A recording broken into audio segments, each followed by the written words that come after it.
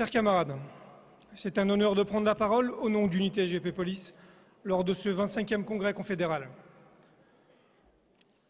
En enfilant mon tour de cou ce matin et en lisant sur le badge cette phrase, ce slogan, plus nombreux, plus fort, libre et indépendant pour la justice sociale, je me suis fait cette réflexion que je partage humblement avec vous.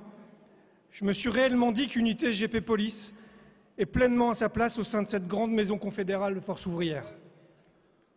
Plus nombreux, plus forts. Dans la continuité du mandat précédent, celui d'Yves Lefebvre, mon très cher Yves, nous poursuivons notre progression en fédérant et abordons les échéances des élections professionnelles sereinement, avec motivation, engouement et détermination. Nous espérons bien être plus nombreux et plus forts pour que pèse encore plus force ouvrière au sein de la fonction publique, libre et indépendant. Les derniers événements médiatiques, polémiques, qui ont animé les débats politiques et syndicaux, nous ont permis de réaffirmer ces mots qui résonnent comme le glaive et le bouclier. Libre, comme sur l'affaire dramatique du Pont-Neuf, qui a conduit un de nos collègues à être mis en examen pour homicide volontaire. Unité SGP Police, force ouvrière, n'a pas succombé aux sirènes populistes. Nous avons été le seul syndicat de police représentant les gardiens de la paix à prendre une position républicaine, une position qui finalement est une évidence, venant rappeler nos valeurs historiques et nos racines syndicales, issues de la Fédération autonome des syndicats de police, indépendants.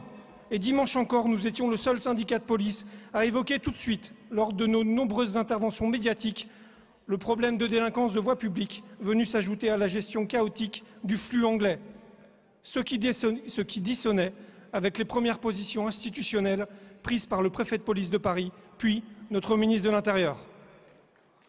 Enfin, pour la justice sociale, c'est la philosophie, la ligne directrice, la colonne vertébrale qui a conduit nos négociations lors du Beauvau de la sécurité et du protocole d'accord signé le 2 mars dernier avec le ministre. Unité SGP Police, force ouvrière représente les plus humbles de la police nationale. Notre revendication phare pour les gardiens de la paix était, au nom de cette justice sociale, de construire notre corps à l'identique des deux autres corps actifs, des officiers et des commissaires. Et nous avons obtenu cette avancée historique.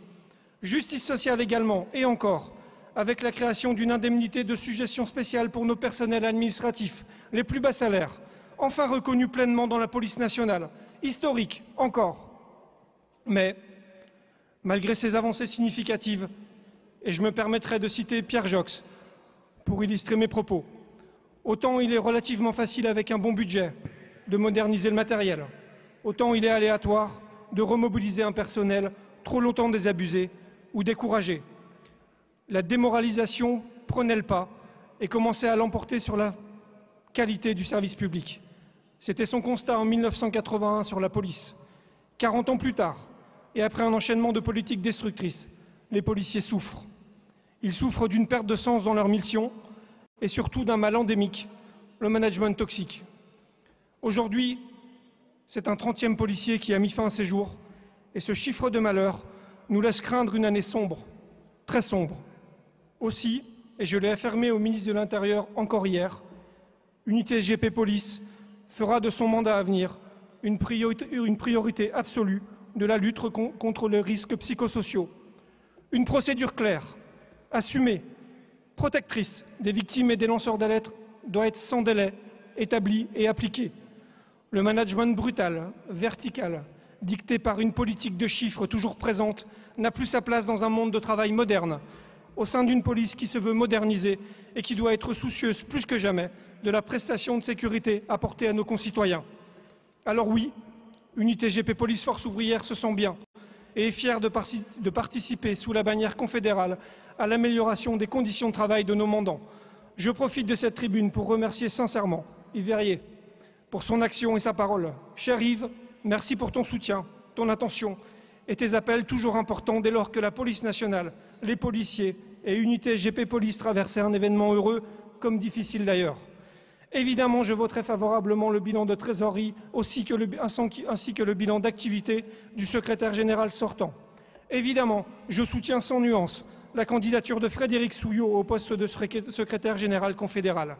Évidemment, Unité GP Police Force Ouvrière apportera son concours, sa voix, son engagement dans les combats futurs pour l'amélioration ou le maintien des acquis de chacun.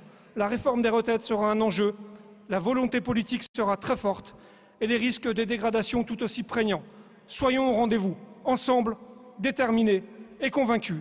Vive Unité GP Police, vive la Fédération des syndicats du ministère de l'Intérieur, vive la Confédération Force Ouvrière. Merci mon camarade. Laurent Rescanière.